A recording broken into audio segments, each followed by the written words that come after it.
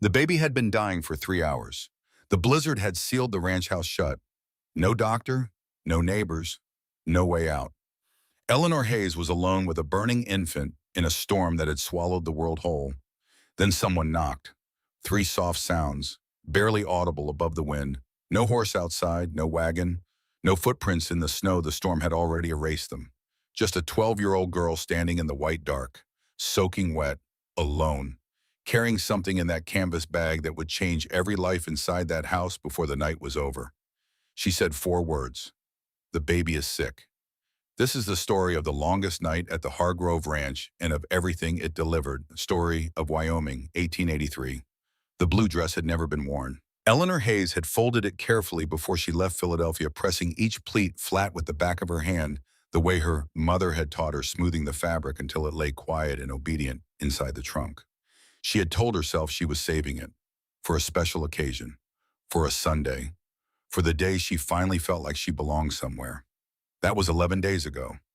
Now she stood in the small spare bedroom of the Hargrove Ranch house, holding the dress against her chest, looking at her own reflection in the narrow mirror bolted to the wall. Outside the window, the Wyoming sky had turned the color of old iron. Not the pale gray of an ordinary winter overcast. Something heavier. Something with intention behind it. Ellie did not know enough about this land to read that sky. She had grown up in a city where weather came announced, where you heard rain before it arrived, where a hard winter meant cold nights and muddy streets in the orange warmth of gas lamps through frosted glass.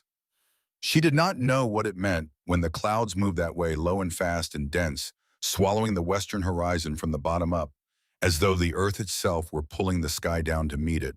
She only knew it looked wrong. She folded the dress and set it back inside the trunk, closed the lid.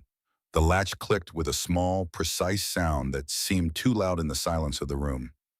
11 days. She had counted them carefully, the way a person counts things when they are trying to convince themselves that time is passing normally. 11 mornings of waking before dawn to the sound of Cole Hargrove's boots crossing the kitchen floor.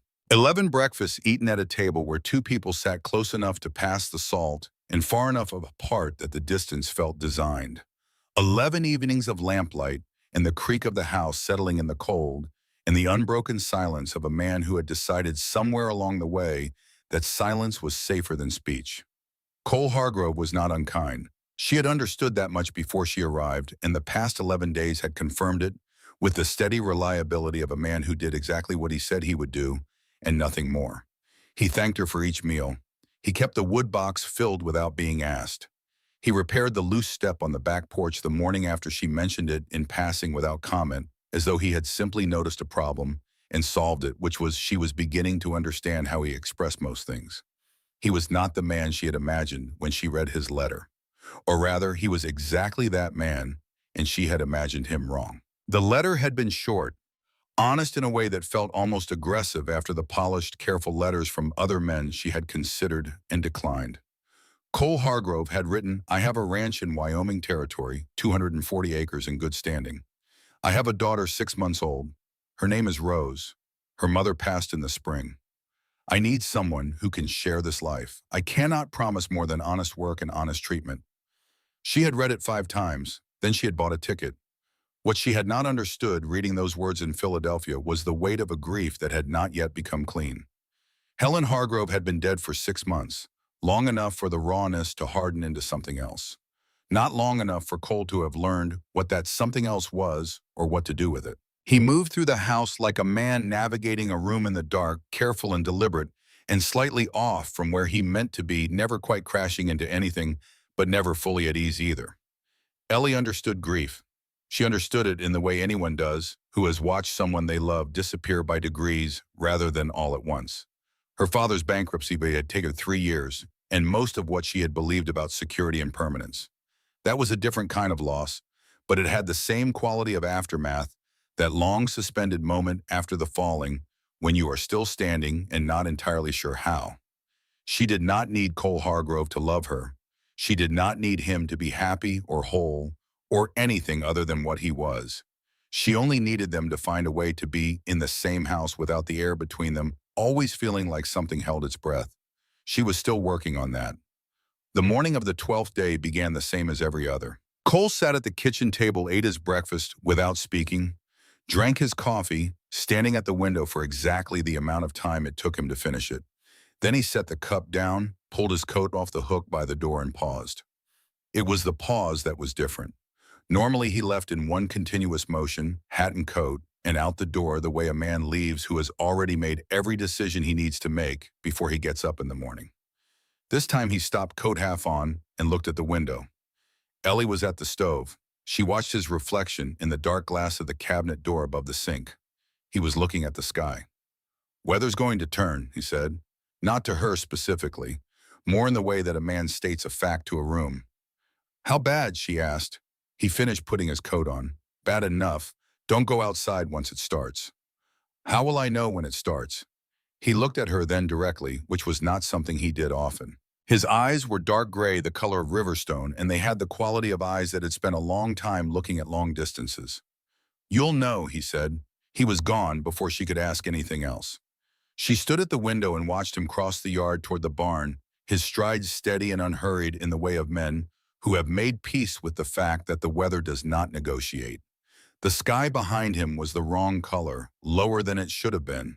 The clouds were moving quickly from the west, piling up against each other in a way that looked less like weather and more like something being gathered. Henry Briggs was already at the fence line on the east side of the yard mending boards from last week's ice storm.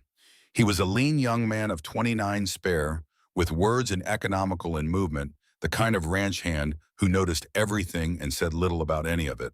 He glanced at Cole as Cole passed, then glanced at the west sky, and the look that passed between them was the look of two men who know the same bad news without having to say it. Then Henry looked at the kitchen window. Ellie was still standing there. Their eyes met through the glass for a moment, and she saw in his face something that was not hostile and not welcoming, simply the measuring look of a man who has not yet decided what he thinks about a thing. Then he turned back to his fence boards. She turned back to the kitchen. In the small wooden cradle near the south wall, Rose Hargrove was awake. She lay on her back with her arms lifted, fists loosely curled, tracking the movement of dust in the pale winter light with the solemn, unblinking attention that very young babies give to things that adults stop noticing entirely. She was 6 months old, and she had her father's eyes, that same dark gray that seemed to hold more thought behind it than it showed. Ellie crossed to the cradle and lifted her carefully the way she still did, after 11 days the way of someone who had not yet stopped being careful. She settled Rose against her shoulder and checked her the way she checked her every morning. Temperature, color, the sound of her breathing. Rose was warm, not hungry warm or sleep warm, something else. A warmth that sat just slightly above where it should have been, like a fire built a little too high and a fireplace too small for it. Ellie set her palm flat against Rose's forehead, then her cheek, then the back of her neck under the soft dark hair that had come in thick and early just like her father's. She stood there for a long moment, her hand resting against the baby's skin, listening to the wind beginning very slowly to pick up outside. She told herself it was nothing. Babies ran warm. She had read that in the medical guide she had bought at the bookshop on Walnut Street the week before she left Philadelphia, the slim volume she had studied, the way a student studies before an examination, trying to absorb in 2 weeks what other women had learned in over lifetimes. Babies ran warm. It was not necessarily a sign of anything, but her hand stayed where it was, and the wind outside kept building. By noon it was not nothing. Rose would not eat. She had cried for 20 minutes after her morning feeding, not the strong, full-throated cry of a healthy infant making her feelings known, but something smaller, thinner, the sound of something working hard just to keep making noise. Ellie had tried everything she knew, which was not very much, and which she was becoming increasingly aware of. She walked the room with Rose against her shoulder. She sang badly half-remembered songs from her own childhood nursery rhymes with the words slightly wrong, hymns she had heard in church but never learned completely. She changed the swaddling, she warmed milk, and offered it again. She put Rose down and then picked her up again when the thin, exhausted crying continued. The baby's skin was hotter now. There was no ambiguity about it anymore. Ellie went to the front door and opened it, meaning to call for Cole. The cold hit her like a wall. Not wind yet, not truly, but a pressure, a mass of air so cold it had weight and edges pushing in through the doorway with the insistence of something that had been waiting. She looked across the yard. The barn was there. The fences were there. Beyond them, the pasture dissolved into a gray that was not fog and not sky, but something between the two. She called his name. The sound came back to her, immediately flattened and absorbed the way sound behaves when snow is already in the air somewhere close. Cole had gone to check the north fence line that morning. The north pasture was 2 miles, maybe 3. He had no reason to hurry back. He did not know. Ellie looked at the sky. The sky was no longer wrong. The sky was a catastrophe in slow motion, a wall of white advancing from the west, with a deliberateness that was almost methodical, the way a tide comes in, inevitable and indifferent. She had never seen anything move like that. In Philadelphia, weather came from above. This was coming from the side, from the earth itself. It seemed rolling across the plains like something that had been building since the beginning of winter and had finally run out of patience. She went back inside. She closed the door. She stood in the kitchen with Rose pressed against her chest and let herself understand very clearly and without drama what was happening. She was alone. The baby in her arms was sick. The storm outside was not something she could walk through or ride through or wait out in the barn. And Cole Hargrove was somewhere on the far side of it. She understood all of this. And then she went to the stove and put on more water to heat.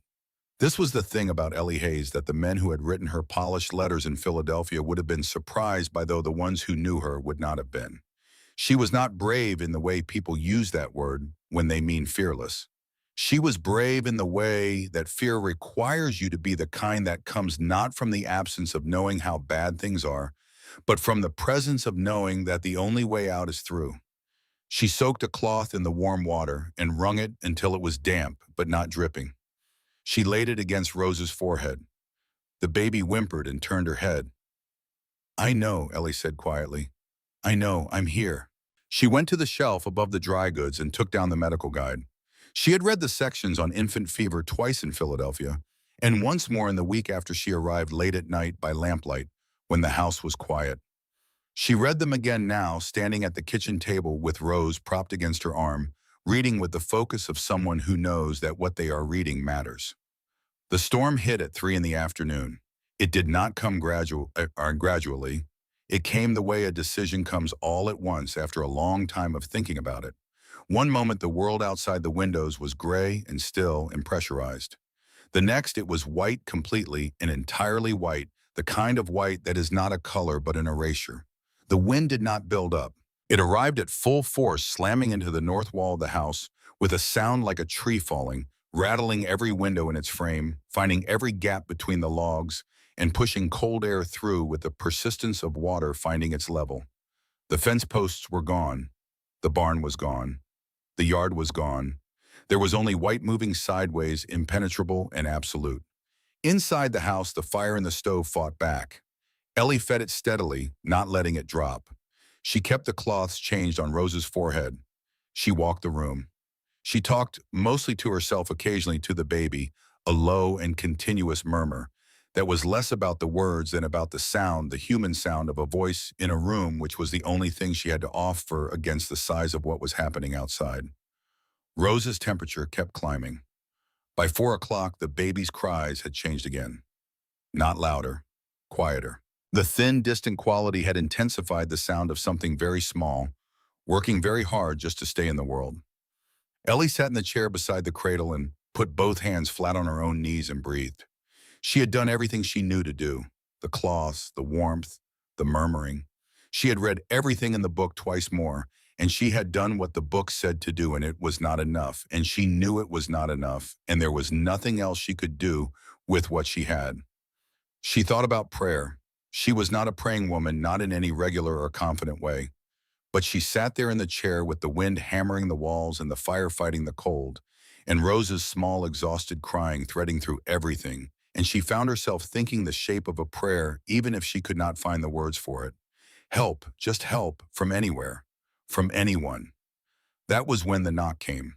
3 sounds, soft, almost nothing against the roar of the storm. The kind of sound you could miss if you were not paying exactly the right kind of attention. Ellie looked up from the chair. She was sure she had imagined it. No one knocked in a storm like this. No one could be outside. No one would choose to be outside. She held still and listened, and heard only the wind, the fire Rose's thin crying. Then it came again. 3 sounds, slightly louder this time, patient, not frantic, not desperate, just persistent. The knock of someone who had decided they would be heard and was willing to wait as long as it took. Ellie crossed to the door. She gripped the handle and pulled. The storm came in, cold and wind and snow all at once, a wall of it that hit her like a physical blow. And with it in it, something small and solid and real. A girl stood on the threshold. She was not much more than 12 years old. Her coat was a man's coat, far too large for her, the sleeves hanging well past her hands. Her dark hair was plastered to her face with snow that had frozen into small, sharp points against her temples and the tops of her ears. Her cheeks were raw and red, almost purple in places the color skin gets when the cold has been working on it for a long time. Her eyelashes were white with ice. Her boots were cracked leather soaked through to the soles, the kind of wet that means cold has gone past wet and all the way into the bone. She was swaying slightly on the threshold, but she was not falling. Her eyes were dark brown, nearly black, and they were completely, entirely awake. Not panicked, not desperate. They moved across Ellie's face and then past her into the room with the deliberate efficiency of someone who has learned to read a situation quickly because slow reading has costs. "I saw your smoke," she said. Her voice was thin from the cold but steady. Not a child's voice asking for something, a voice making a report. "Thought someone might need help." Ellie looked past her. The yard was nothing. White and more white, moving so fast it seemed almost solid. There was no horse, no wagon, no adult standing somewhere behind the girl waiting to come in. No second set of boot prints in the snow because the snow was falling fast enough that prints did not last. She had come alone. "Where did you come from?" Ellie asked. "East Road." The girl's eyes had found Rose's cradle. They fixed on it and did not move. "The baby is sick." Not a question, a statement of observed fact. Ellie looked at this 12-year-old girl in the oversized coat with the frozen hair and the cracked boots and the eyes that were older than they had any right to be, and she made a decision. She opened the door wider. The girl stepped inside. The door pulled closed behind her, sealing them both into the warmth and the lamplight and whatever came next. She stood for a moment with her back to the door, water dripping from the hem of the coat onto the floor, and she looked around the room with that same quick, assessing look. The stove, the cradle, the medical guide open on the table. Ellie standing in the middle of all of it with her arms slightly lifted, the posture of someone who has been carrying something for a long time and has not yet found anywhere to set it down. "My name is Abby," the girl said. "Abby Norris." She paused and something moved across her face and was gone. "My mother called me Abby girl." She was already pulling the gloves off. Her hands were cracked and red, the skin split at the knuckles. They moved immediately with purpose, setting the gloves in her coat pocket, reaching for the flap of the canvas bag slung across her chest. "How long has she been running fever?" she asked. "Since this morning," Ellie said. "Maybe before. I didn't notice until I changed her after breakfast." Abby nodded once, the nod of someone filing information. She crossed to the cradle without asking permission and knelt beside it. 2 fingers to Rose's neck, 2 fingers to her wrist. She closed her eyes. Her lips moved in what might have been counting. Ellie watched her. She was thinking that she should say something, that this was a child and she should take charge of the situation in some reasonable adult way. She was thinking this and not saying anything at all because the girl beside the cradle was moving with a quiet competence that made the words feel unnecessary. "Fever's high," Abby said, "but her pulse is good. She's fighting." Ellie exhaled a breath she had been holding for hours. "Can you help her?" she asked. Abby looked up. The honesty in her eyes was the kind that hurts to look at directly. "I don't know," she said, "but I know how not to make it worse. And right now, that's probably what matters most." She stood and began to open her bag. The bag held more than it looked like it should. Small cloth packets, each one tied with a different kind of knot. A glass bottle stoppered with a cork, something dark inside. A folded piece of oilskin. A thin notebook with a leather cover, the edges soft with use. A small knife for cutting herbs. A length of clean cloth rolled tight. Everything packed the way someone packs when they know exactly what they are carrying and why it matters. My mother was the closest thing to a doctor most families out here had. Abby said, her hands moving through the bag with practiced certainty. She delivered baby's set bones, treated fevers. She taught me from the time I was 8. 8 years old, Ellie said. She said you never know when you'll need to know something. Abby found the packet she was looking for and set it on the table. She was right. Where is she now? The hands paused for half a second. Not long, just long enough. 8 months ago, Abby said. Lung sickness. Ellie was quiet. The wind pressed against the north wall. The fire snapped. I'm sorry, Ellie finally said. Abby looked at her, and there was something in that look that sat between grief and something harder, the look of someone who has been carrying a loss long enough that it has become part of how they stand. She taught me everything before she went, Abby said. That was the best thing she could do for me. I didn't let it go to waste. She brought the packet to the table and began carefully unknotting the cloth. Then she looked at Ellie directly, and there was a gravity to it, the look of someone who understands that what they are about to say matters and wants to be sure it is heard correctly. I won't promise to save her, she said. Nobody gets to promise that. But I know what helps, and I know what hurts, and if you'll let me show you what to do, we'll give her the best chance she can have. Ellie looked at this girl, 12 years old, soaking wet, standing in someone else's kitchen in a storm that should have killed her, calmly arranging dried herbs on a kitchen table with the focus of a surgeon. Show me, Ellie said. Abby worked, and as she worked, she taught. First, no more bundling. Fever needs to move. Wrapping a feverish baby tighter traps the heat and drives the temperature higher. Ellie went to the cradle and gently loosened the swaddling, and Rose made a small, unhappy sound at the change, but did not cry harder. Second, the cloths. Water that was cool but not cold. Not ice water, not warm water. The temperature of a spring that has been in the shade all afternoon. Soak, ring, apply. Forehead, chest, change as soon as they warm through. Third, the herbs. Abby mixed dried yarrow and elderflowers with the warm water in careful proportions, crushing them between her fingers first to release what she called the medicine inside. She tested the temperature against the inside of her wrist before anything went near the baby. A few drops only on the lips waiting for the swallow. She explained each step as she did it, not in the way of someone performing for an audience, but in the way of someone who genuinely wants the other person to know.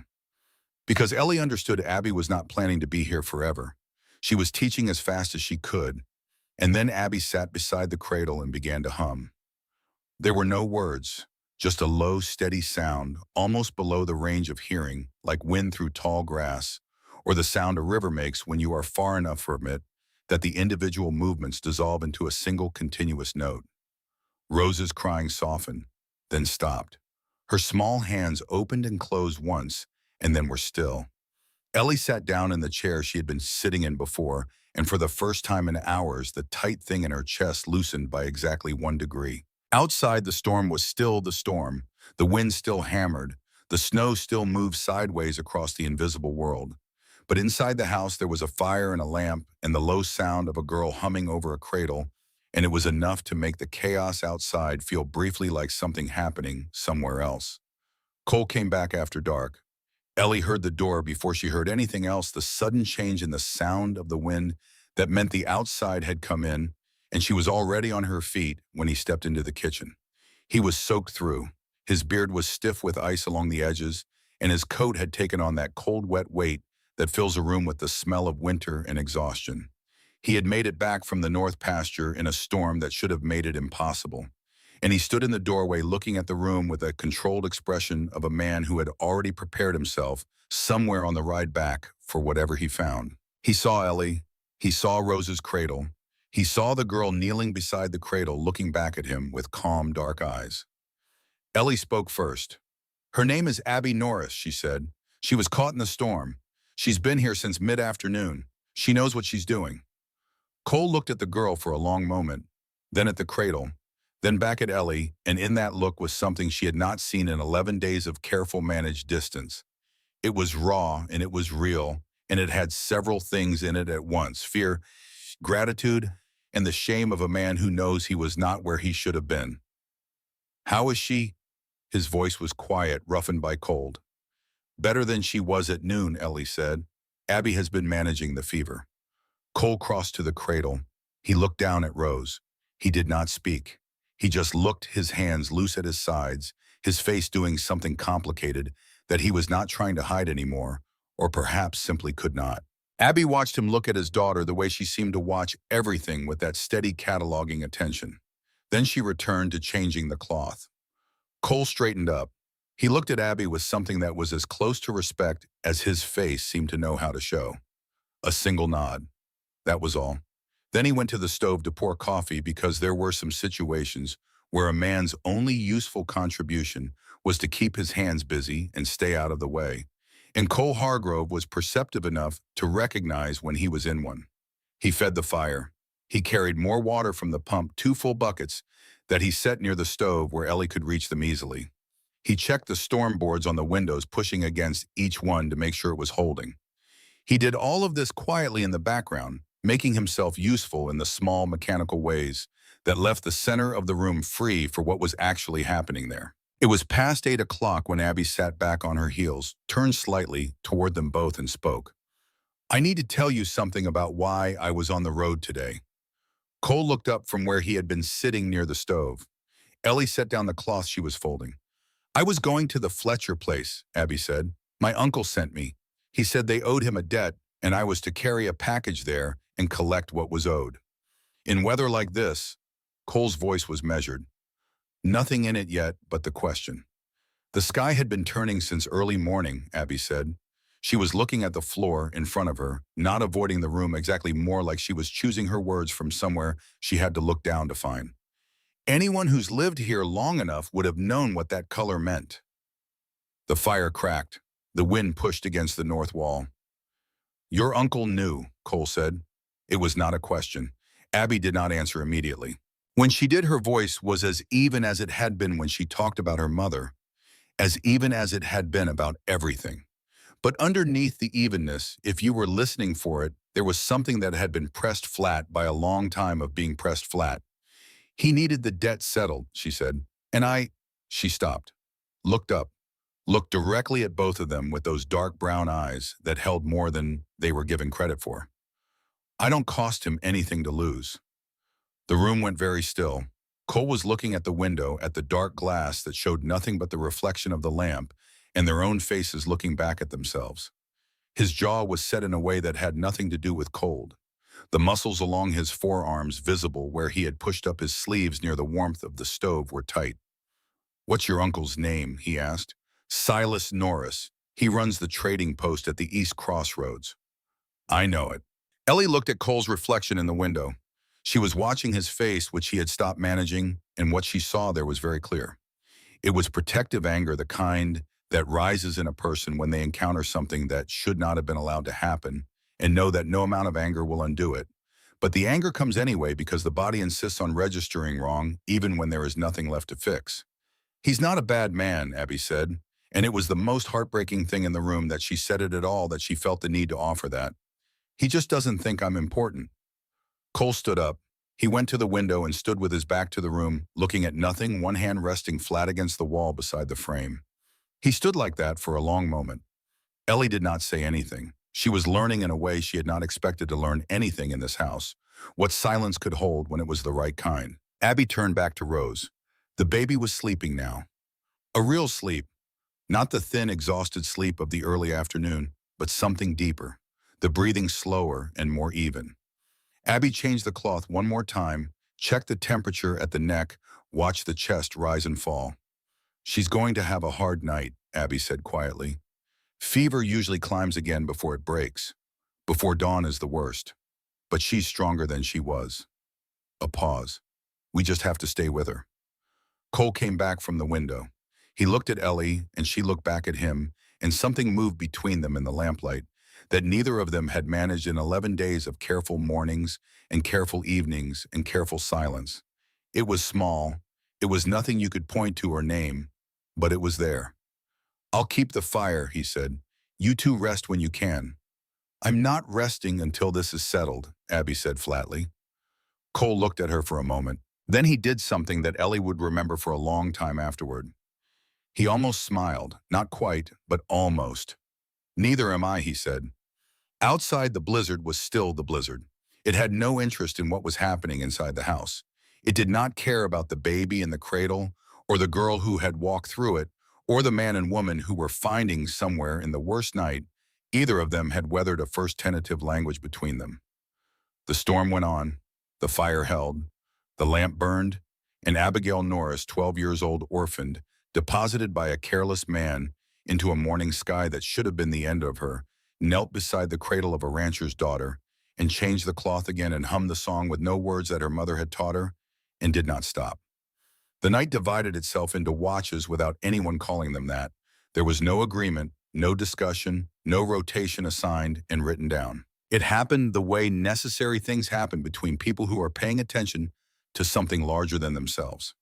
Abby took the first hours because she had the knowledge and because she was in some fundamental way that had nothing to do with age, the most qualified person in the room. Ellie stayed beside her, learning, filing away every instruction, every observation, every small correction that Abby offered, in the same even voice she seemed to use for everything. Cole kept the fire and the water and the wood box and did not sleep at all, moving in and out of the room's edges, the way water moves around a stone, constant and quiet and always present. Rose's temperature dropped slightly in the second hour, which Abby said was not yet good news, but was not bad news either. The fever was looking for its level. She explained the way she explained everything, as a simple fact without drama. It would find a peak before it decided which way to go. The question was when it found that peak and how high it was. They waited. The storm outside had not changed its nature. If anything, it had deepened into itself, settled into the work of the night with the indifference of something that does not require an audience. The wind came in waves against the north wall, each one slightly different in pitch from the last, as though testing the structure for weaknesses it had not yet found. Between the waves, there were moments of relative quiet that felt almost worse, the kind of silence that makes you aware of how loud the next sound will be. Inside the house, there was warmth and lamplight, and the atmosphere of a room where people are waiting together for something they cannot control. It had a quality that Ellie had felt once before, sitting in a hospital corridor in Philadelphia while her father underwent a surgery the doctors would not commit to calling routine. The quality of time moving at a different speed than normal. Of small things becoming large. Of a person becoming very aware of their own hands and what to do with them. She kept the cloths changed. Cool water wrung to damp forehead and chest, changed when warm. The rhythm of it became something to hold onto, a small mechanical loop that kept the mind occupied without requiring it to think about anything it was not ready to think about. Abby watched Rose with the patience of someone who has learned that watching carefully is itself a form of action. She checked the pulse at intervals, noted the color of the baby's face, listened to the breathing with an attention that was almost physical, leaning slightly forward, her whole body tuned to the sound. Once she reached into her bag and took out the notebook, the thin one with the soft leather cover, and turned to a page she seemed to know by location rather than number, running her finger down a column of handwriting that Ellie could see from where she sat was small and dense and written in two different hands. She read something, nodded slightly to herself, and put the notebook away. "Your mother wrote that?" Ellie asked. "Most of it." Abby did not look up from Rose. The older writing at the top of each page was from a doctor she studied under before she came west. He gave her his notes when he retired. She copied what she thought would be useful and added her own observations underneath. "What does it say about fever in infants?" "What we're already doing." Abby changed the cloth with a quick practice movement. "And to watch for the breathing. If it gets labored or uneven, that changes things." "Is hers labored?" "No." "A beat?" "Not yet." It was somewhere past midnight when Cole sat down at the kitchen table and Ellie came to sit across from him, and for the first time in 11 days, they did not try to fill the silence with the careful, maintained pleasantness that had been their primary means of coexisting. They simply sat with it. Abby was beside the cradle, her head slightly bowed, either resting or thinking. Rose's breathing had steadied into something that felt like a truce rather than a resolution, the kind of steady that meant the battle was still going, but no ground was being lost. The fire was high, the lamp was low, the storm pushed against the house in long, slow exhalations. Cole set his coffee cup down and looked at his hands on the table. He had large hands scarred across the knuckles in the way of men who work with wire and wood and animals. They were the hands of someone who had built something and maintained it through considerable effort, and were now simply resting, waiting for what came next. "I should have been here today," he said. Ellie looked at him. He was not saying it to her exactly. He was saying it to the room, to himself, in the way of a man taking an honest inventory. "You didn't know she'd get sick," Ellie said. "Doesn't change the fact." "No," Ellie agreed, "it doesn't." She paused. "But if you had been here and I had been alone here, neither of us would have known what Abby knows. And we'd be in a worse position than we're in right now." Cole looked up at her. He had not thought of it from that angle. "The storm gave us Abby," Ellie said. "I know that sounds strange, but it's true." He was quiet for a moment. Then, "She told you about her uncle before you came back. What did she say?" Ellie considered the question. "That he knew the sky was turning. That he sent her anyway. That she doesn't cost him anything to lose." She watched his face as she said that last part. Something moved through it, quick and tightly controlled. "She also said he isn't a bad man, that he just doesn't think she's important." Cole was quiet for a long time after that, the kind of quiet that is not absence but occupation. Ellie found herself saying something she had not planned to say. It came out not because she had decided to say it, but because the night was the kind of night that removes certain carefully maintained distances. "I haven't thought of Rose as mine yet," she said. "I've been trying to be honest with myself about that. I wasn't sure I had the right." He looked at her then, and it was the same look he had given her earlier, the one that went past the surface. "Nobody gives you that right," he said, "and nobody takes it either. It comes or it doesn't. Does it feel strange seeing me with her?" He thought about it, which she appreciated. He was a man who did not appear to give answers he did not mean. "Helen would have liked you," he said finally. "She had no patience for pretending. Neither do you." It was not what Ellie had expected him to say. She sat with it for a moment. "What was she like?" Ellie asked. "Truly." Cole looked at the coffee cup. "Loud," he said, and there was something in his voice when he said it that was warmer and more complicated than grief alone. She had opinions about everything, and she shared them whether you wanted them or not. She could ride as well as any man on this ranch. She planted the garden 3 times before she got it right, and she never once thought about giving up on it. He stopped. "Rose has her chin, the way she holds her jaw when she's unhappy about something. I see it already." Ellie smiled. It was a real smile, the kind she had not had much occasion for in 11 days. "I'll look for it." Cole looked at her. Something shifted in his face, something adjacent to comfort, the change in a thing that has been held too tight and is very slowly being allowed to ease. It lasted only a moment. Then he got up to check the fire because he was Cole Hargrove, and that was how he managed most things, by moving toward the next practical task. But Ellie noted it. She noted it carefully. Abby had been awake since Cole returned from the window when she said quietly, still facing the cradle, "My uncle knew I might not make it through." Neither Cole nor Ellie spoke. They understood that she was not finished. "He knew the sky," she said. "He's lived here 20 years. He knows what that color means in the morning, what it means when the air goes still and cold like that an hour before the wind starts. He knows well." She folded the used cloth, set it aside. "And the package I was carrying. He told me it was goods the Fletchers had ordered. He told me to give it to them and collect what they owed." "What was in it?" Cole asked. "I don't know yet." She reached into her bag and brought out a small parcel wrapped in oilskin about the size of a thick book. She set it on the floor beside her without opening it. "I haven't looked. It isn't mine to open." A pause. "Or it shouldn't be, but except I think maybe it is." Cole crossed to where she was kneeling and crouched down, bringing himself to her level, and looked at the package. "Can I ask you something?" She looked at him with those steady, dark eyes. "Did your mother leave you anything when she died?" The silence that followed was very specific in its quality. Not the silence of someone who does not know the answer. The silence of someone deciding whether to trust the question with the truth. "She left me her tools," Abby said finally. "Her kit, the notebook. She wrote down who it should go to. She had a paper made official at the magistrate's office in town before she got too sick to travel. She signed it. Silas witnessed it." Cole looked at the oilskin parcel. "She left it all to me," Abby continued, "to be held until I was 16. Silas was to keep it safe." She looked at the parcel. Then she looked at Cole. "He told me this parcel was goods the Fletchers had ordered." The fire popped. The wind pushed. Ellie stood very still near the table. Cole picked up the parcel and turned it in his hands. It was the right shape and weight for what it might contain. He set it back down. After tonight, he said, "We're going to open it together." Abby nodded once. All right. The fever rose at 3 in the morning. It did not spike suddenly, which would almost have been preferable. It climbed, which was worse, because climbing means purpose, means intention, means the body gathering itself for something rather than reacting to something.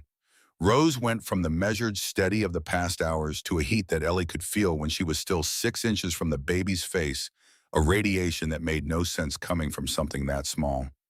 Rose cried out, not the thin, threading cry of the early evening, but something sharper. An edge to it, a physical complaint from a body that was being worked too hard. Abby was at the cradle before either of them. Both palms, flat neck and chest head, bowed reading the information. It's climbing. She said it without emotion as a status report. This is what I was waiting for.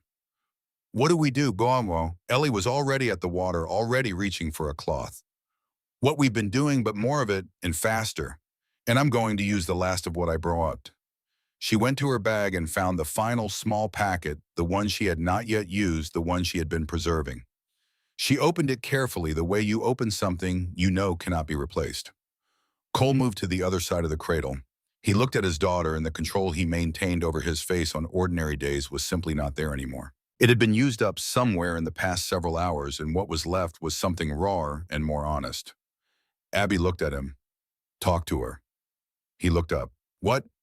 Talk to her. She doesn't know Ellie's voice yet. Not really. She doesn't know mine. But she knows yours. Abby's eyes were direct, serious, carrying the full weight of what she was saying. Your voice is the only thing in this room that's familiar to her. Use it. Cole knelt beside the cradle.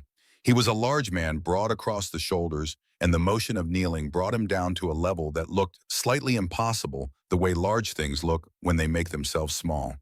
He put his face close to Rose's face. He began to talk. Ellie kept changing the cloths. She kept her hands moving because her hands needed something to do while she listened to Cole Hargrove talk to his daughter in the low, steady voice he almost never used for anything at all. He told her about her name, that it had belonged to her mother first, the name her mother had chosen months before Rose was born, written it in pencil in the margin of a book she was reading, circled it, shown it to him with the expression of someone who has solved a problem they have been thinking about for a long time. He told her about the rose bushes along the south fence line that had died in the first hard freeze of November, which he had not gotten around to replacing, which he intended to replant in spring, which she needed to be here to see. He talked about the land, the way it looked in June, when the grasses came in, the way the light hit it in early morning, on a clear day, when the sky was that specific shade of blue that did not exist anywhere else he had ever been. He talked about her mother riding that land the way Helen had sat a horse, with a quality that was not skill exactly, but something more than skill, a rightness, as though the horse and the land and the woman were all part of the same sentence.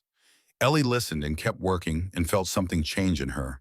It was not a dramatic change, not the kind that announces itself. It was quieter than that, the way the sky changes before dawn when it is still dark, but some different quality of dark when the darkness has turned toward what comes next.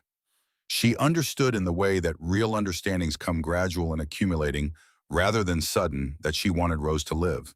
Not because it was her role to want this, not because wanting it was the correct behavior for the woman who had signed documents in Philadelphia and traveled across half a continent to be here. She wanted Rose to live because she had spent most of this evening with her hand on the baby's chest and her ear tuned to the baby's breathing, and in that time something that was not yet language had moved between them.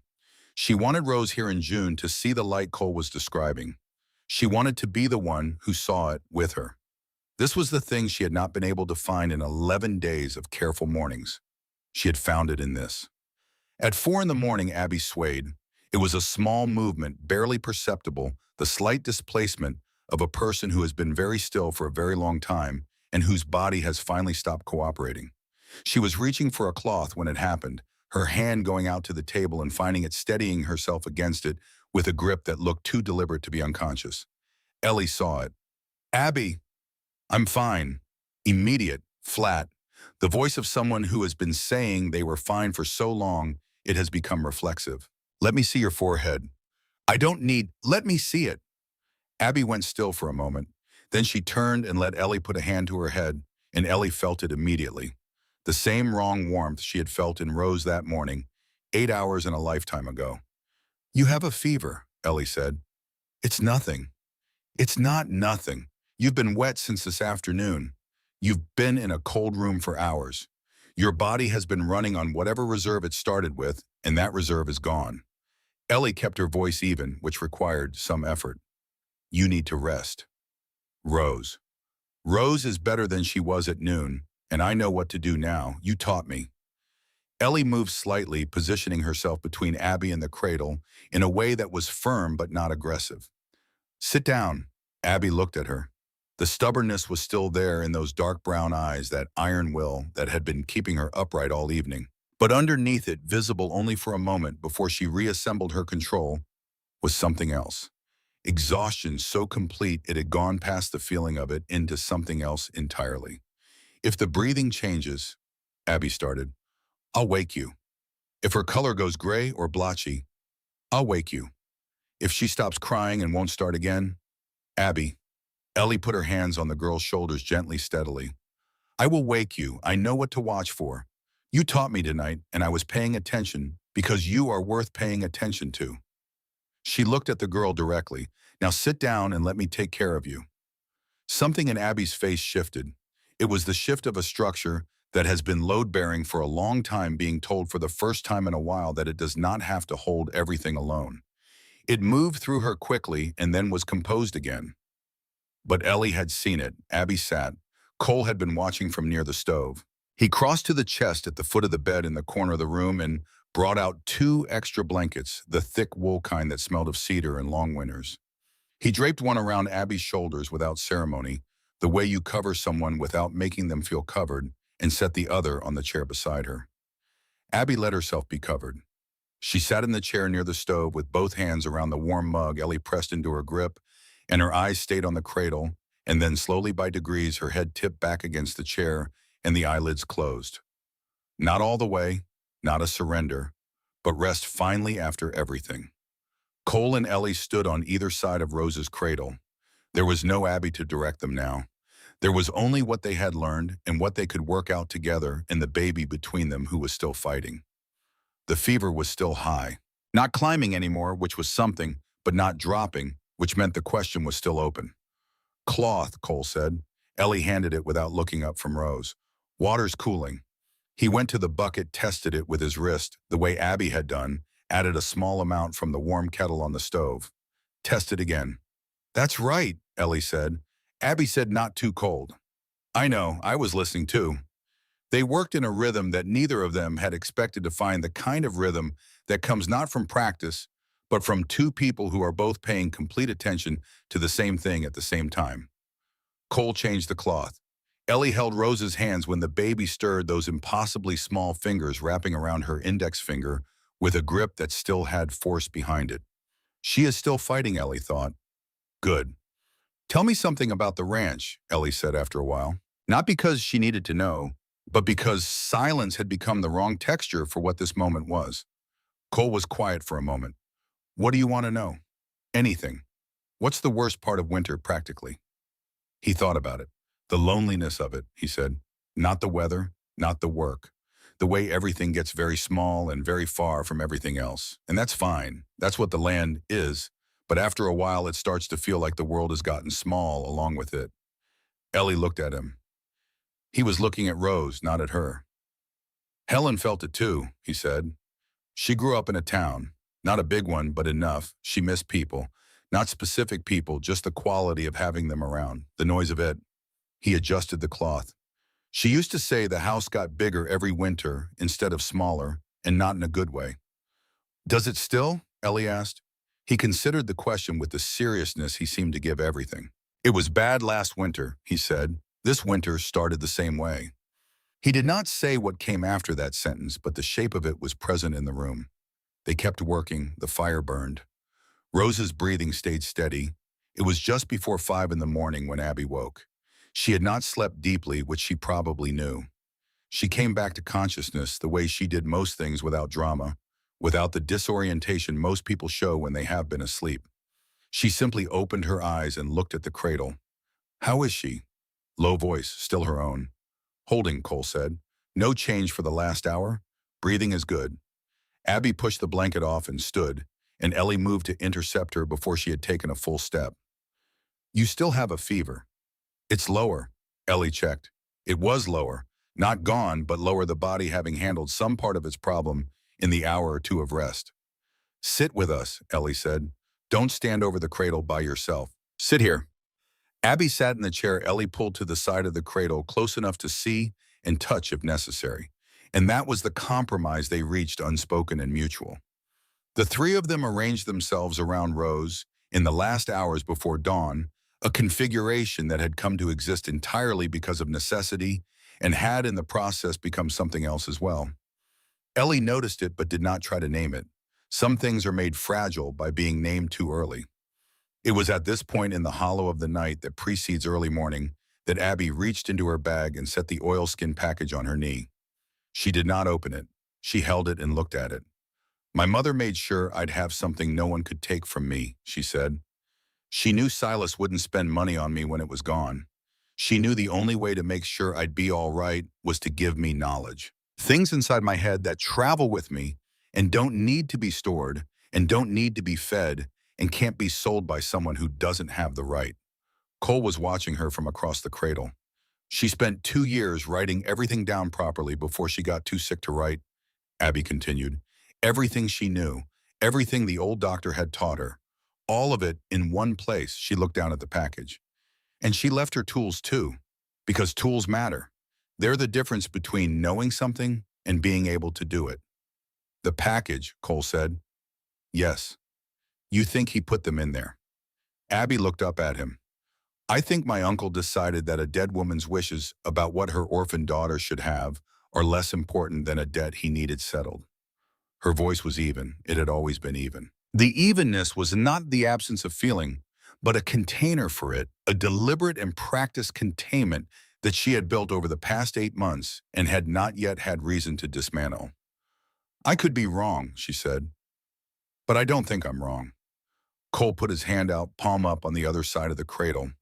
Abby looked at the hand, then she set the package in it. He pulled the oilskin open with one hand, using his thumb against the knot, and inside was a small wooden box with a brass clasp. He opened the clasp and lifted the lid. Inside, a set of small steel instruments wrapped in clean cloth, a folding lancet, curved needles, scissors with narrow blades, the tools of someone who worked on things too small for ordinary hands. Beneath them, wrapped in a separate cloth, was a bundle of folded papers. Cole lifted the top one and angled it toward the lamp. It was a legal document. The writing was formal, the kind produced by someone who copied documents for a living, and the words were precise. He read it once, then again. "This transfers your mother's medical instruments and personal papers to you," he said, "on your 16th birthday or in the event of her death, whichever comes first." He looked up. "It's dated 18 months ago." "Before she was too sick," Abby said. "Silas Norris is listed as the witness." The fire made its sound. The storm outside continued its indifferent work. "He knew what this was," Ellie said quietly. "Yes," Cole said. "He knew what he was sending her to deliver." "Yes." Abby was looking at the instruments in the box. She reached out and touched the edge of the smallest tool, the one that fit precisely in the curve of 2 fingers, and had been touched by those fingers so many thousands of times that the metal had taken on the warmth of a thing that has been held and loved. Her face did something quickly, and then was still. "These are mine," she said. "Yes," Cole said. "They are." He closed the box and held it out to her. "And they're going to stay that way." The sky outside began to change at 5:15. Not light, not yet, but the quality of the dark changed. It lost the absolute certainty of midnight dark and became something marginally less complete, a darkness aware of what was coming, even if it had not yet arrived. The wind, which had been a constant since 3 in the afternoon, began to shift in its pattern. Not quieter, but irregular, the steadiness breaking up into something more uncertain. Cole noticed at first the way he noticed most things about the land. He looked at the east window for a long moment without saying anything. Ellie was checking Rose for the 20th time that night, her hand against the baby's forehead, in the automatic gesture it had become when she felt it. She went very still. Then she checked again, more carefully, pressing her palm flat. She looked across the cradle at Cole. "She's cooler," Ellie said. The words came out smaller than she had intended. Cole crossed to the cradle in 2 steps and put his own hand to Rose's face, and Ellie watched his expression change in the lamplight. The braced, controlled set of his jaw that had been there since he walked in the door that evening shifted in a way that looked almost painful, the way things look when they release. Abby leaned forward from her chair, set her fingers to Rose's neck. "Yes," she said, "fever's breaking." She looked up at both of them, and in her face was not celebration exactly, but something that sat very close to it, quiet and real. "She's going to be all right." The sound that came from Ellie was not a word. It was not something she had decided to make. It was simply the sound of several hours of controlled, necessary self-containment finally finding an exit. Cole put his hand over hers on the edge of the cradle briefly, the way you steady something that has been holding itself up for too long and can finally afford to stop. Outside, the wind dropped up several degrees. Not gone, not finished. But the weight behind it was different. The storm was using itself up, spending what it had left in gradually diminishing waves, the violence of it, losing its intention and becoming by degrees simply weather. Abby sat back in her chair. She pulled the blanket around her own shoulders and held her mother's box in both hands and looked at the cradle where Rose slept in the new deep, genuine sleep of a fever that has broken and a body that has decided emphatically to stay. "Your mother would be proud of you," Ellie said. She was not looking at Abby when she said it. She was looking at Rose. "What you did tonight." Abby did not respond for a moment. Then, she said the work was the point, not the recognition. She said if you do it right, most of the time nobody knows you were there. "We know," Cole said.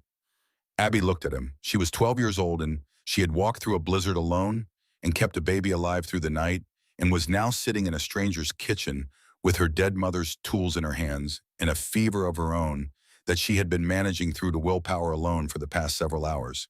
She did not look like she needed to be told, but something in her, some small part that was still the age it actually was, received the words. "Yes," she said. "I know." The lamp burned low. The fire settled into its deepest, most comfortable warmth. The storm outside went on with its diminishing work. And in the Hargrove Ranch house on the worst night any of them had passed in a long time, all three of them simply breathed. Dawn came without the sun. It came as gray light at the windows, pale and cold, and completely still, the stillness that follows a storm that has been enormous and has worn itself out. The world outside was buried. The fence posts were gone to their waists in snow. The roof of the barn had a new smooth covering that made it look like something that had always been there, inevitable and permanent. The wind was gone, not reduced, gone. The silence it left behind had a physical quality, a pressure of absence where the sound had been, and it took a few seconds to understand that what felt wrong was simply the removal of something that had been constant for so long that its absence was louder briefly than its presence had been. Cole stood at the east window. The gray light came through the frost on the glass and fell across the kitchen table in long, pale lines. Rose slept. Her breathing was slow and even, unself-conscious breathing of a healthy infant who has no interest in anything but the business of being alive. The color was back in her face. The small hands lay open. Abby slept too properly, now slumped in the chair with the wool blanket to her chin, the wooden box in her lap, her head tilted at an angle that would hurt when she woke but that she had clearly been too exhausted to care about. Her own fever had broken sometime in the last 2 hours, the cloth on her forehead, cool and damp from Ellie's continued attention. Her face in sleep was younger than it was awake. The seriousness she wore like a second coat was gone, and what was left was what she actually was, a 12-year-old child who was very tired. Ellie was at the table with her coffee. She had not intended to sit down. She had meant to stay at the cradle, but Rose had been stable for 2 hours, and Cole had finally said with the quiet directness she had come to recognize as his version of concern, "Sit down, she's all right." So she sat. Cole came to the table and sat across from her. He set his own coffee down. He looked at her for a moment, and then he said something that was not easy for him. She could see that in the care with which he chose the words, the slight deliberateness of it. "You did something tonight that I would not have expected," he said. I put that wrong. Let me try again. He picked up the cup and put it down without drinking. You kept your head when you were on here. You let her in. You learned fast and used what you learned, and you took care of both of them at the same time. Ellie waited. There was more. Helen did that, he said. That kind of steadiness. Not everyone has it. He met her eyes. You have it. Ellie held his gaze for a moment. I was scared, she said. I want you to know that. Every hour of it. I know, he said. That's what it is to have it. Outside the kitchen window, the Wyoming morning was pale and silent and buried deep and entirely still. Inside, the fire burned, the baby slept, and the girl with the wooden box slept too.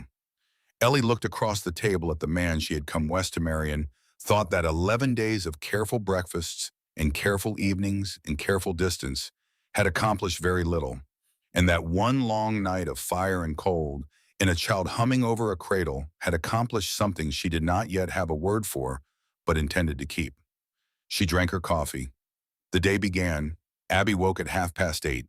She did not wake gradually the way most people do, surfacing through layers of warmth and half dreaming before finding the surface. She opened her eyes and was immediately completely present, which Ellie was beginning to understand was simply how she moved through the world. As though sleeping were a task she had completed and waking were the next one with no wasted time between. She looked at the cradle first. This too was consistent with everything else about her. Rose was awake, lying on her back, making the small exploratory sounds of an infant, discovering that her voice is a thing she can use. Both fists were raised above her face with an expression of intense intellectual interest. Abby watched her for a long moment without moving. Then she put both feet on the floor, folded the blanket with care, and stood. Ellie was at the stove. Sit, she said without turning around. Breakfast first. Abby sat, which meant her fever was genuinely gone and her body knew it needed something, because otherwise she would have gone to the cradle regardless of what anyone said. Cole was outside. They could hear him distantly, the sounds of the morning work that had waited through the night and the storm, and was now simply waiting to be done. The shovel against hard snow. The complaint of the barn door opening against the drift. Ellie set a plate down in front of Abby. Eggs and bread and a piece of cold salt pork from last night. Abby looked at it and then ate in the straightforward way of someone who has not eaten since yesterday morning and is not embarrassed by the fact. Ellie poured coffee and sat across from her. They were quiet for a while, the comfortable kind of quiet that requires a shared experience to exist between people who have not known each other long. Outside, the Wyoming morning was white and still and enormous. You should go to town when the roads are clear, Abby said. She was looking at her plate. Take the papers to someone who knows the law, a lawyer or the circuit judge, whoever handles property matters in the county. We will, Ellie said. The document my mother made is legal. Silas witnessed it. He cannot claim he didn't know what it said. She ate another bite. He won't want the trouble. He's not a fighter. He's a man who takes the path of least resistance, and if the path of least resistance is signing something that lets him be done with me, he'll take it. Ellie looked at her. You've thought about this. I've had 8 months to think about a lot of things. Abby looked up. Silas isn't cruel. He doesn't enjoy making things hard for me. He just doesn't think about me at all unless I'm directly in front of him requiring something. That's different from cruel, but it isn't better, not really. The result is the same. Ellie was quiet for a moment. Where did you think you'd end up? She asked. Before last night, before all of this. Abby considered the question with the seriousness it deserved. I thought I'd get to 16, she said. Get my mother's things officially. Learn enough to be useful to someone who needed what I knew. Find a family somewhere that needed the kind of help my mother used to give and couldn't afford a real doctor. She looked at her coffee. I thought I'd make myself too useful to leave behind. That's a very practical way to think about belonging somewhere, Ellie said. My mother was practical, Abby said. She said sentiment was fine, but it didn't keep the roof on. Ellie smiled at that. It was the kind of thing she could imagine being true, the observation of a woman who had lived close to the ground and learned to love things honestly rather than ideally. She sounds like someone I would have liked, she said. Abby looked at her directly. She would have liked you, she said. She had very little patience for women who pretended to be less than they were. She said it was a waste of the only thing you really own. They sat with that for a moment. What would she think, Ellie said carefully, about you staying here? Abby was quiet for long enough that the question had time to settle fully before the answer came. When it did, it was measured and honest and did not try to be more than it was. She'd want to know if there was real work for me to do, she said. None work is payment for being kept. Real work. The kind that matters. There's a baby in that cradle who almost died last night and whose father doesn't know what yarrow is or why it matters, Ellie said. There's a household in a territory that doesn't have a doctor within 20 miles. And there's a notebook full of your mother's knowledge that is going to become your notebook, and someone is going to have to learn what's in it alongside you. Abby looked at her for a long moment. That's not charity, Ellie continued. That's a need meeting a person who can fill it. Which is, I think, the practical definition of belonging somewhere. Something moved across Abby's face. Quickly. She looked down at her plate and then looked up again, with her expression reassembled into its usual composure, though the composure had a slightly different quality to it, now softer at the edges, as though it had been made from something less brittle than before. All right, she said. All right, you'll stay, or all right, that's how you feel about it. Both, Abby said. And then because she was 12 and had been carrying herself like someone twice that age for 8 months, and the weight of it occasionally showed, I'm very tired of trying to be invisible. Ellie reached across the table and put her hand over Abby's cracked and capable fingers. She did not say anything. She did not need to. Silas Norris arrived the following afternoon. The roads were not good, but they were passable, which was all a man needed when he had decided to come somewhere. He drove a 2-horse wagon, and he sat on the board with the posture of someone who has told himself several versions of a story on the way over, and has settled on the version where he is in the right. Cole saw him from the barn. He finished what he was doing, which took another 2 minutes because he was not a man who let other people's agendas interrupt his, and then he came out of the barn and met Silas in the yard before the man had climbed down from the wagon. Henry Briggs was at the fence line on the east side of the yard mending boards that the storm had shifted. He did not stop working when Silas drove in, but his hands slowed and his attention moved. He had been quiet all morning, the way he was always quiet, but there was a different quality to his silence since Cole had told him that morning what had happened in the house during the storm. He had listened without expression. Then he had said one thing, the girl knew what to do. And when Cole said yes, Henry had nodded once and picked up his tools and gone back to work.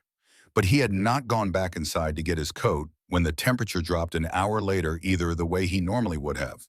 He had stayed outside near the house. Now he set down his hammer and watched Silas climb down from the wagon. Silas looked at Cole with the expression of a man who has rehearsed something and is now going to say it. I'm here for the girl, he said. Abigail, I heard she was here. Come inside, Cole said. There are things to discuss. I don't need to discuss anything. She's my ward, and I'm here to take her home. You'll come inside, Cole said again. The same tone, the same level. Not louder or harder, simply immovable the way a fence post is immovable, not because it fights the pressure, but because it is entirely committed to staying where it is. Silas looked at him for a moment. Then he followed him inside. Henry Briggs came as far as the doorway.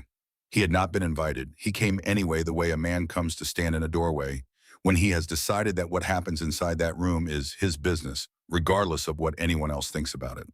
They sat at the table, Cole and Silas, and Ellie stood near the stove, and Abby stood near the south wall, close enough to see everything and far enough that she could not be accused of inserting herself.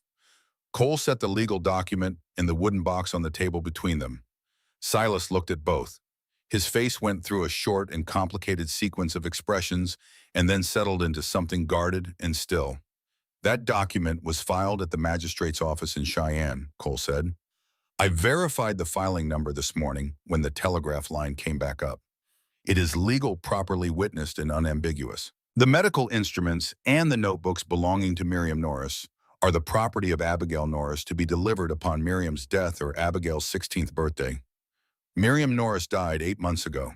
He looked at Silas directly. You witnessed this document.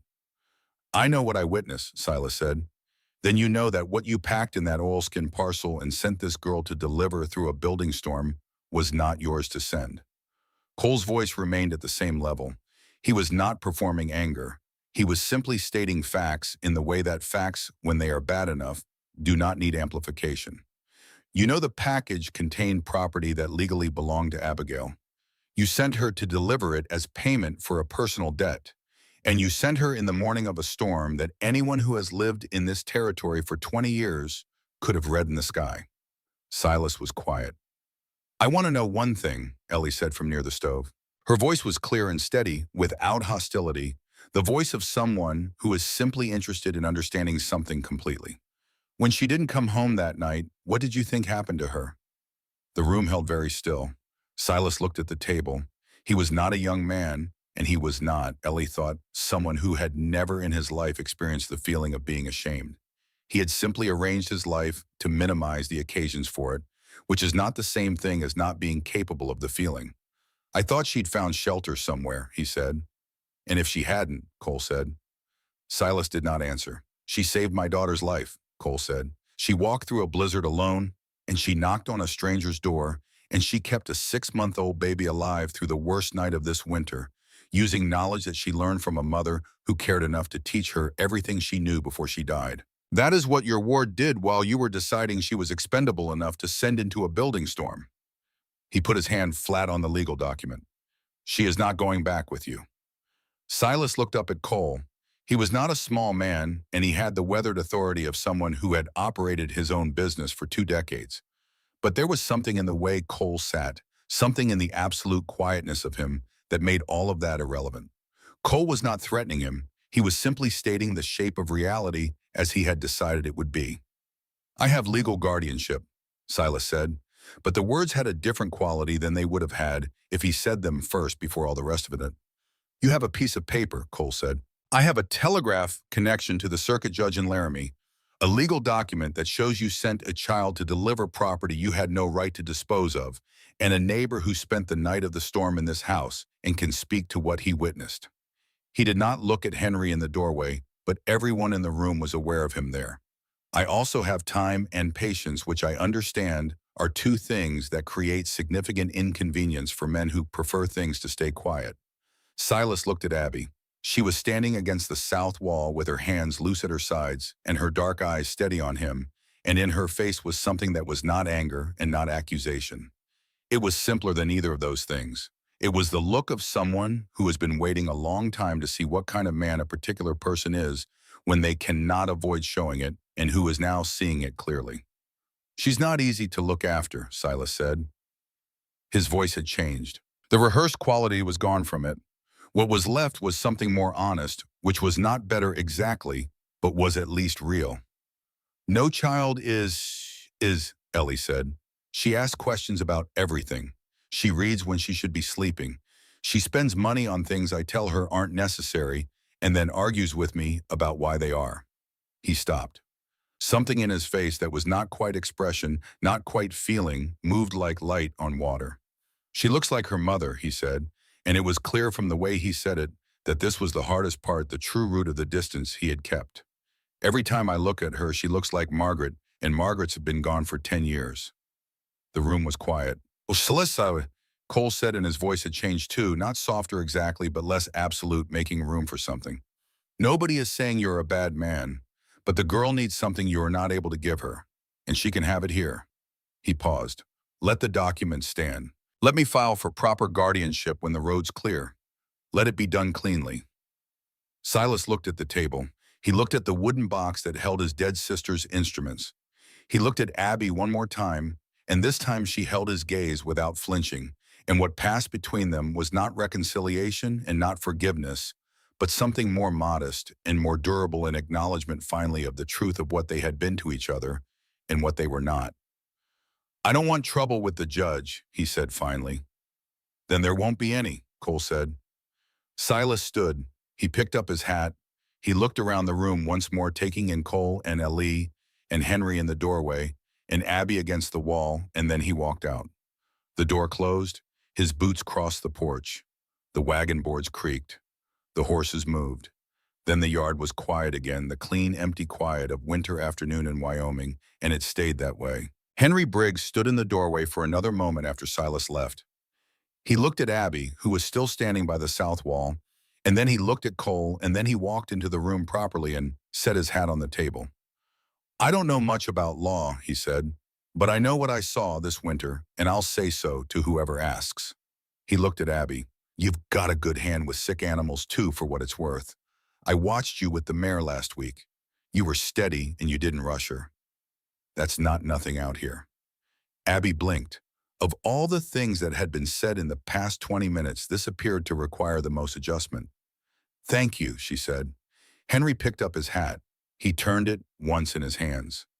Ranch could use someone who knows what yarrow is, he said, which was a great deal from a man who measured his words the way Henry Briggs measured his. Just an observation. He put the hat back on and walked out. Cole looked at Ellie. Ellie looked at Cole. Abby looked at both of them with an expression that was working very hard not to be anything at all. He means it, Cole said. I know, Abby said. That's why it's strange. Ellie understood that. It was strange when things were real, when the people around you meant what they said without conditions attached. She had spent years in a city where comfort came wrapped in obligation and generosity came with an invoice attached somewhere underneath it, and she understood precisely what it felt like to encounter the plain, undecorated kind and not immediately know what to do with it. You'll get used to it, she said to Abby. Abby looked at her. Will I? I'm starting to, Ellie said. Martha Caldwell came 4 days later. She drove herself in her own wagon, a woman of 62, who had been driving her own wagon in Wyoming for 30 years and saw no reason to stop now. She tied the horses at the post with the efficiency of long practice, picked up the covered dish she had brought, and knocked on the door with the knock of someone who does not expect to be turned away. She was a large woman, not fat but wide, built on a scale that matched the landscape she lived in, with gray hair pinned under a good wool hat and hands that were worn and capable and accustomed to use. Her eyes were pale blue and they moved quickly and noted everything. She looked at Ellie with those eyes when Ellie opened the door, took in the whole of her in one sweeping assessment, and then thawed with a warmth that was genuine and a little surprising after the assessment. You're tougher than you look, she said, which was apparently a greeting. Yeah. She came inside and set the covered dish on the table, and it turned out to be a deep apple pie, still warm from her oven, and the smell of it filled the kitchen like a declaration that ordinary life was resuming, whether anyone was ready or not. She sat at the table and accepted coffee and looked around the kitchen until she found Abby Boss, who was in the corner by the window reading the notebook. She studied her for a moment. You're Miriam Norris's girl, she said. Abby looked up. Yes. I know what your mother could do, Martha said. I had my third over a drift in January of '74, and Miriam Norris came 6 miles through knee-high snow because someone sent word I was in trouble. She got there in time. Her voice was direct, stating facts, but underneath the directness was something solid and certain. What she knew, I've never found another person in this county who had a quarter of it. Abby was quiet, holding the notebook. What's in that book, Martha said, nodding at it, is worth more than most people around here understand yet. But they will. She picked up her coffee. Don't let it sit. Use it. Make people need what you know before they know they need it. Abby looked at the notebook, then at Martha. That's what she said. Your mother was a sensible woman. Martha turned to Ellie. And you let this child in out of a blizzard when you'd been here 11 days and didn't know the land or the weather or what you were doing. I knew she needed to come inside, Ellie said. That's enough, Martha said. That's the whole thing right there. Knowing what needs to happen and doing it without waiting for someone to tell you it's allowed. She set the cup down. I was worried about Cole bringing someone out here. It's a hard place for a woman who doesn't have the instinct for it. Some never find it. Some find it in a year. Some find it in a night. She looked at Ellie with those pale blue eyes. You found it in a night. Ellie did not know quite what to say to that. She said the honest thing, which seemed to be the currency this woman traded in. I was more frightened than I've ever been in my life. Good, Martha said. Fear means you understand what's at stake. The women who aren't frightened are the ones who haven't figured out yet how much there is to lose. She stood and moved to the cradle where Rose was awake and in one of her observant moods, tracking the new face with those gray eyes. Martha looked down at her with an expression that was matter-of-fact and tender, at once the look of a woman who has loved children steadily for a long time, without making excessive display of it. She looks like Helen around the jaw, she said. She's going to be stubborn. I've noticed the jaw, Ellie said. Martha glanced at her. Something in her expression shifted into approval, a shift that was small but definitive, the look of someone who has made a judgment they intend to keep. Good, she said again. You'll need to know her early. She stayed for 2 hours. She told Ellie about the land and the neighbors and the rhythms of the year in this part of Wyoming, the practical things that nobody had thought to explain and that Ellie had been collecting in fragments. She talked to Abby about Miriam's stories that Abby had not heard from the years before Abby was born, and Abby sat and listened with the stillness of someone receiving something they have been hungry for without knowing it. Before she left, Martha found Cole at the barn door checking the hinge that the storm had bent. She stopped a few feet from him and said what she had come to say. "She's good," Martha said, not loudly, just clear. "The woman you brought out here, she's the right kind." Cole looked up from the hinge. "I know you know it," Martha continued. "I also know that knowing something and acting on it are two different things for you, and they always have been." She pulled her coat tighter against the cold. "You held Helen at a distance for 6 months after she arrived too. You'll recall she didn't put up with it." Cole looked at the hinge. "Stop being afraid that things will break if you hold on to them," Martha said. "You held on to Helen and she stayed until she couldn't anymore, and that wasn't because you held on. The woman in that kitchen chose this place, and she's still choosing it every morning, and she deserves to know that you're choosing it back." She paused. "Helen would be impatient with you by now." "You know she would." Cole was quiet for a moment. Then, "She would have said something about it by day 3. "Day 2, Martha said. She had no patience for unnecessary delays. She turned back toward her wagon. "I'll be back in the spring. Try to have made some progress by then." She drove away without looking back. Cole stood at the barn door for a long moment. Then he went back inside. That evening, after Abby and Rose were both asleep and the house had settled into its nighttime sounds, Cole sat at the kitchen table with a cup of coffee going cold in front of him. Ellie sat across from him with her own cup and the oil lamp between them, throwing the warm, contained light that makes a kitchen feel like the center of things. "I wrote the letter to the agency 5 times, Cole said. Ellie looked at him. "The first 4 times, I tried to make it sound like something it wasn't. Something better. More promising." He turned the cup in his hands. "The 4th version I threw into the fire because it was so far from the truth of what I was offering that I couldn't send it and look at myself. What did the 5th one say? What I had, he said. The land, the work, Rose. The fact that I couldn't promise more than honesty." "I know what it said," Ellie said. "I read it 5 times. "Why 5? She looked at him. "Because the first time I read it, I thought this man does not know how to sell himself. The second time, I thought this man is telling the truth, and that is rarer than he probably understands. The third time, I thought about the ranch and what it might mean to actually live on it. The 4th time, I thought about Ruth and what a 6-month-old in Wyoming without a mother meant for a man alone." She stopped. "The 5th time, I bought the ticket." Cole was watching her. "Every other letter I received told me what the man wanted me to believe about his life," she said. "Yours told me what your life actually was and let me decide what I thought about it. That was the most respectful thing any of them did, and none of the others understood it was a thing to do." He was quiet for a long moment.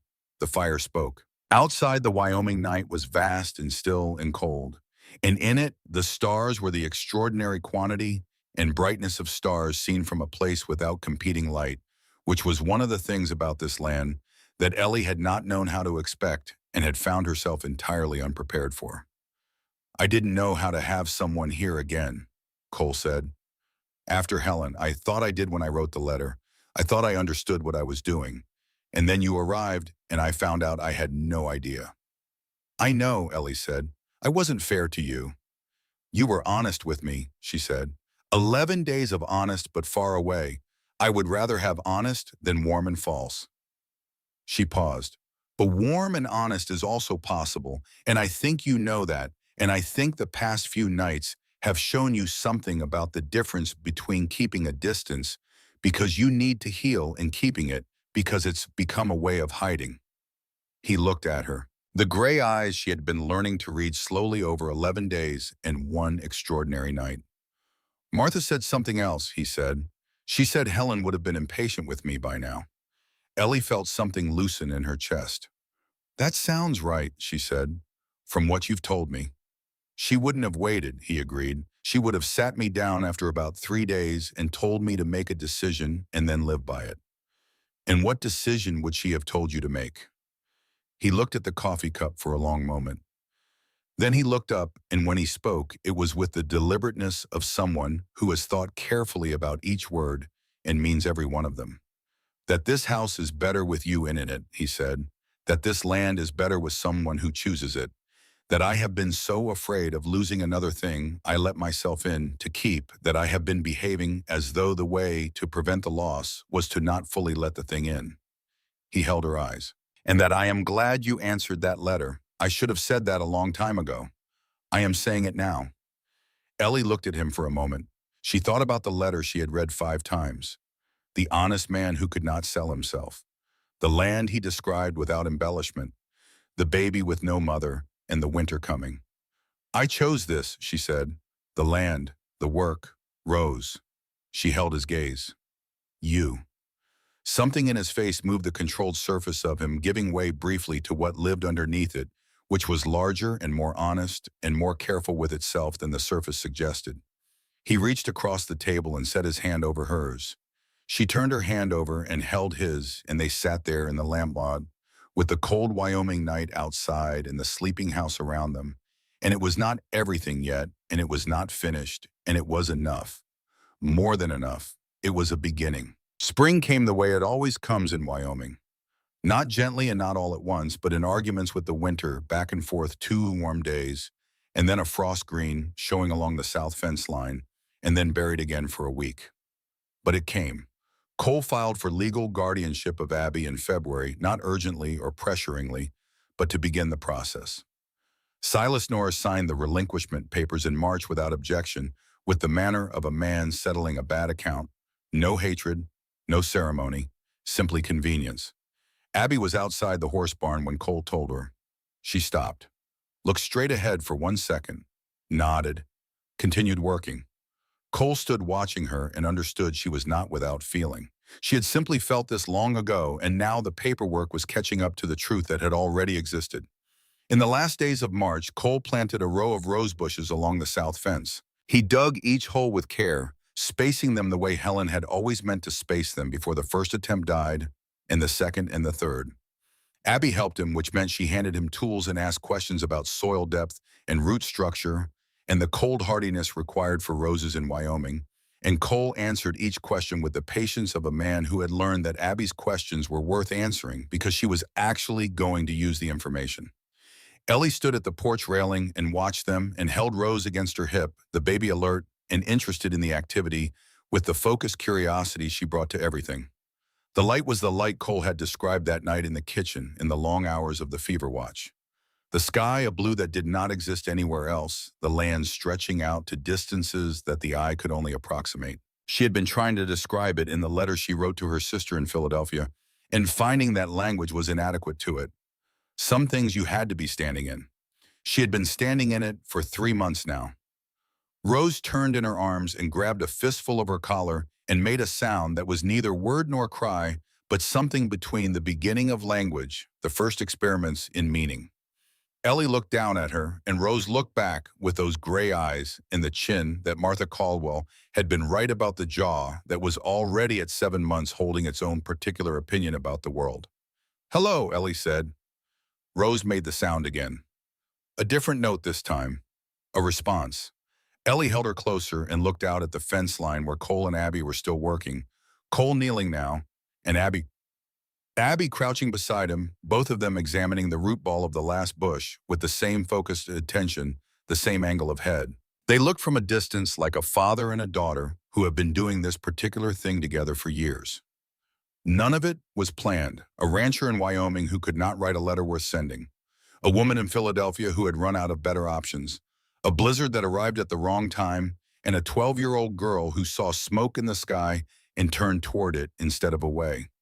None of it was planned, and all of it was real, and Ellie had lived long enough to understand that those two things are not in conflict. The rose bushes would not bloom until summer. Cole had said so plainly and had said the same thing he always said about things outside his control. If they died, he would plant them again. Abby had asked what the point was in planting something that might not survive the season. Cole had looked at her and said, "Without drama, you plant things that might not survive because the ones that do are the ones worth having. That's how you find out which is which." Abby had thought about that for a moment. Then she had nodded and picked up the next root ball. It was an evening in April when Abby came in from the barn with the expression she wore when she had been thinking hard about something and had arrived at a conclusion and was deciding how to say it. She sat at the kitchen table across from Ellie and set her mother's notebook on the table between them.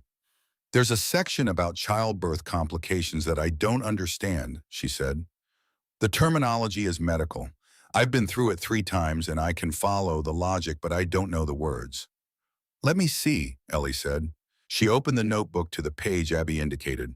The handwriting was Miriam's, smaller and more careful than the entries around it, the writing of someone who had thought hard about every word. The terminology was from the older doctor, the one Miriam had studied with before she came west, the formal Latin-based language of 19th century medicine mixed with the plain descriptive language of someone who had been in enough rooms to know how it actually went. "This word here," Abby said, pointing.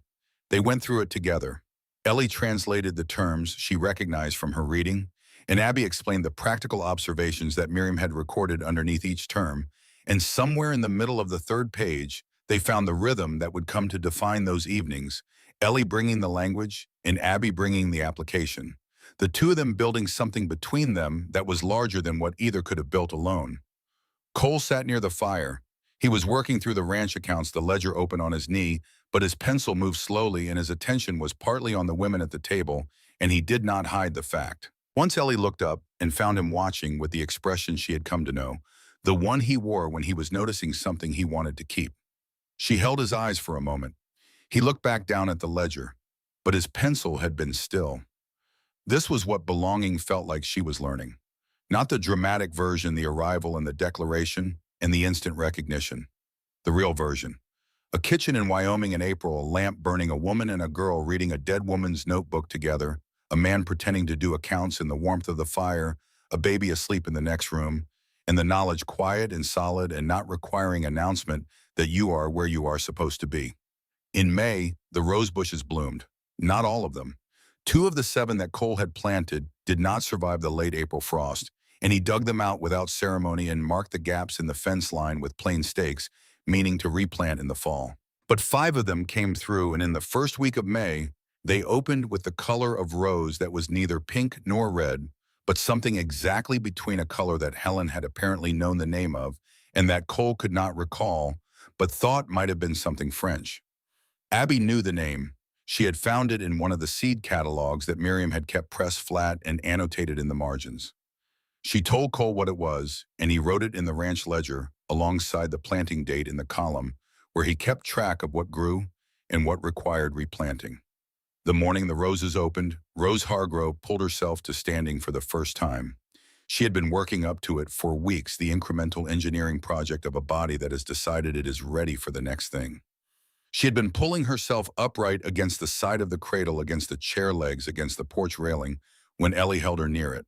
And on the morning the roses opened along the south fence, she grabbed the edge of the low wooden bench near the kitchen door and stood up and stayed up wobbling, but committed her gray eyes wide with the effort and the achievement of it. Abby was the first to see it. She was nearest coming in from the well with the morning water, and she stopped in the doorway with the bucket still in her hand and watched completely still with an expression stripped of its habitual composure and simply open. Rose looked at her, seemed to find confirmation in what she saw there, and took one step. She went down immediately, sitting hard on the floor with a look of profound offense at gravity. Then she looked up at Abby and at Ellie, who had come through from the bedroom, and at Cole, who had heard something and come in from outside with his hat still in his hand, and she made the sound that Ellie was learning to read as satisfaction, the sound that meant the experiment was worth repeating. Abby set the bucket down and clapped a real and immediate response, and then looked slightly embarrassed about it, and then stopped being embarrassed because nobody was looking at her that way. Cole was crouched down at the baby's level the way he had knelt at the cradle in the long night of the fever, making himself small enough to meet her where she was. He held out one finger the way you hold a finger out to something you want to come to you, and Rose grabbed it and used it to pull herself to standing again. Again, Abby said. Rose took another step. She went down again, this time with more grace, as though the first fall had been useful information. She looked at the floor for a moment with the expression of someone reassessing their approach. Then she looked up at Cole. "Try for the bench," Ellie said. Rose reached. Cole stayed perfectly still, not helping, not pulling, not making it easier than it was, because he understood, in the way he understood most things about what this land required, that the help that matters is the kind that makes someone need you less rather than more. Rose Hargrove grabbed the bench and stood and wobbled and held and stayed. Ellie looked at Cole. Cole looked at Ellie. Neither of them said anything. There was nothing necessary to say. There are moments that are complete in themselves that do not require language to be what they are, and this was one of them. On a late afternoon in May, Ellie went to the bedroom and opened the trunk. She had not opened it for reasons not since the morning of the storm, when she had taken out the blue dress and held it against herself and put it back. She opened it now and lifted the dress out and held it up in the spring light coming through the window. It was still perfectly folded, each pleat exactly as she had pressed it.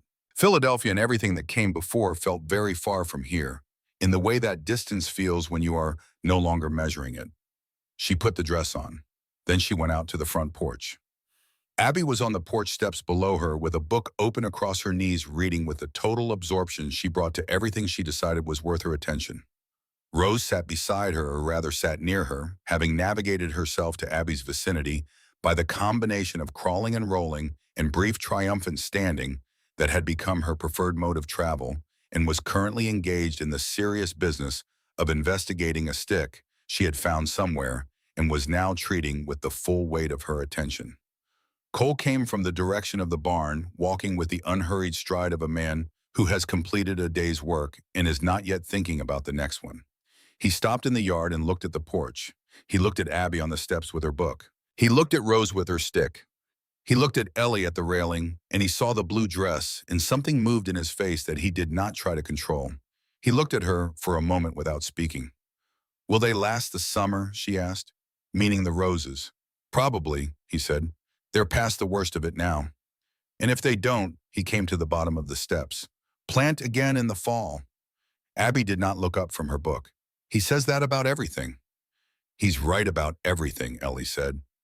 Cole came up onto the porch and stood beside her at the railing. He looked out at the roses and the fence line and the long land beyond it, the land she was still learning to read, the way you learn a language, by immersion and error and gradually expanding comprehension. "I have been thinking," he said, "about the letter." Ellie waited. "I said I couldn't promise more than honest work and honest treatment," he said. "And that was true when I wrote it. It was the most I knew how to promise." "I know," Ellie said. "It isn't the most I can promise now." He was looking at the roses. "I want you to know that." He turned to face her directly. "I promise you this land, which I know is difficult and cold and does not forgive mistakes. I promise you Rose, who is going to be exactly as stubborn as her mother and will make us both work for every inch. I promise you a man who is learning slowly that the way to keep good things is to hold them properly." He paused. "And I promise you that if the roses die, I will replant them in the fall." Ellie looked at him. The gray eyes she had learned to read over 4 months of mornings and evenings and one long, extraordinary night. The jaw that Rose had inherited. The hands that had planted those roses because they were a thing that needed doing and had been left undone long enough. "Then I promise you the same," she said. "This land, Rose. A woman who chose to come here when she had other options and would choose it again." She held his eyes. "And if the roses die, I'll help you dig the new holes." He looked at her, and what was in his face was everything he had said and everything he had not said, and the quality of a man who has found somewhere in the process of surviving the worst winter of his life that he has not done after all.